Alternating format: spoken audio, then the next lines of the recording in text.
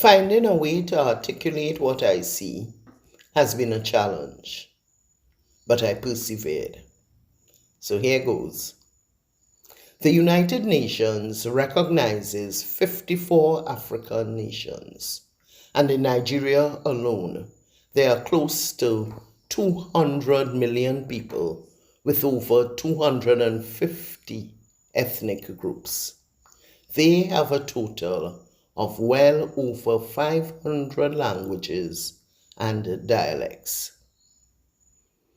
The continent of Africa is inhabited by approximately 1.3 billion people and is believed to have as much as 3,000 different languages and over 5,000 different dialects.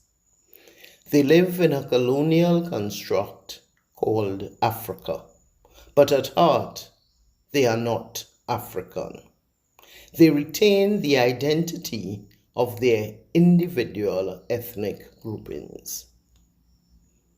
Our African ancestors at the time of the slave trade were participating in various tribal wars, and they traded their enemies. Tribal differences did not go away with the sale of their enemies. When in the late 19th century, colonial powers made a scrambled land grab, the colonizers armed the ethnic groups against each other as they forged pseudo alliances and cemented foreign presence. This compounded the problems on the African continent.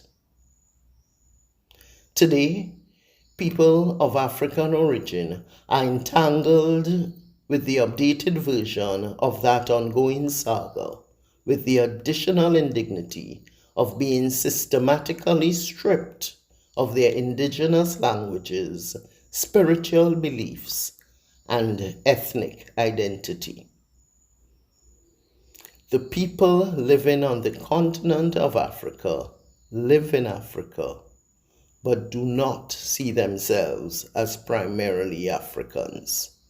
They identify by their ethnic origins.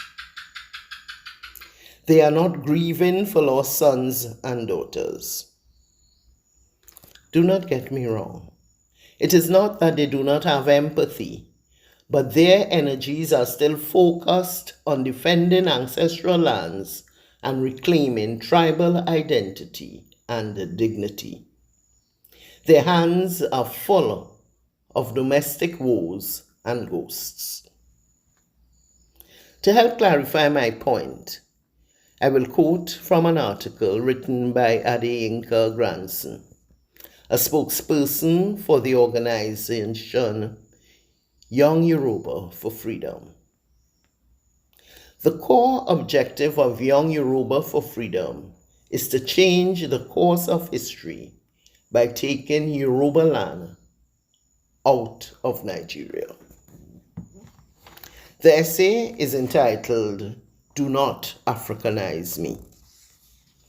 And I quote, "I am a Yoruba first and foremost. The African Americans have black skin. The Portuguese have white skin. I have two recollections of the postures of the Portuguese and the African Americans to the Yoruba nation. And if I were to choose between the African Americans and the Portuguese as a Yoruba citizen and individual with black skin, I will gladly accept the fact that the Portuguese have been more useful to the Yoruba nation than the African Americans. I would instead form a special relationship with the Portuguese than with the African Americans. Self-preservation has nothing to do with the skin color, but everything to do with self-interest. The Yoruba as a nation must establish its working relationship with other countries on self-preservation and not necessarily on skin color. I am not black first and foremost. I am a Yoruba first and foremost, and the Yoruba lives matter most to us. End of quote. We all have our personal battles and perspectives that take priority. Whether what we believe is true or malicious propaganda is irrelevant, as one's perception is their truth, which colors, shapes, and forms one's beliefs. The slave traders left their homes with the financial support of their banks and the endorsement of their spiritual institutions. The intention? To disrupt and dominate the way of life of a people who did them no wrong. Let me be the devil's advocate by saying, well, it was just trade back then. Everyone was doing it. But the murder, rape, and inhumane treatment meted out to the unfortunate captives will have any level-headed and clear-minded person wondering which of the groups are the unchristian savages. Apparently, the objective was capture now and get millions to serve for eternity. Some bargain. Very Christian. This may sound crude, but observing the behavior of the descendants of Western slave owners, it appears that they are under the impression that the African continent was a place to gather farm animals. Yet these very people are strong advocates for animal rights and treat their pets like royalty. With zealous advocates and animal rights institutes to stem greed and advantage. I guess it is the human part they take umbrage with. But whatever. The beneficiaries of all participants in this debacle have resigned us to our personal and collective predicament. Our ancestral kin on the African continent are bound and caught up in traditional outrage that is centuries old. And the villain's descendants believe people of African descent are rebellious slaves, property, and not a people who have been wronged, freed, and deserve recompense. We are being hurled into the future by the momentum of past ideologies and indignities. The now is infected with demons of the past. Is it a matter for the descendants of the slaves and the descendants of the slave owners to settle the situation? How? How is that going to happen without more conflict? When the descendants of Massa have no intention of letting go and are only willing to change the terms of engagement, and even then, with glaring bias. An entire race is targeted unfairly, and when through desperation and poverty step outside social demands, they are branded criminals for issues that should be referred to spiritual adepts and social workers with experience in mental and emotional trauma. When I reminisce, I wonder whether we in the diaspora fully understand what we are up against and the need to cast our eyes outside our personal bubble. recognizing that our present situation is scrambled and needs a united front.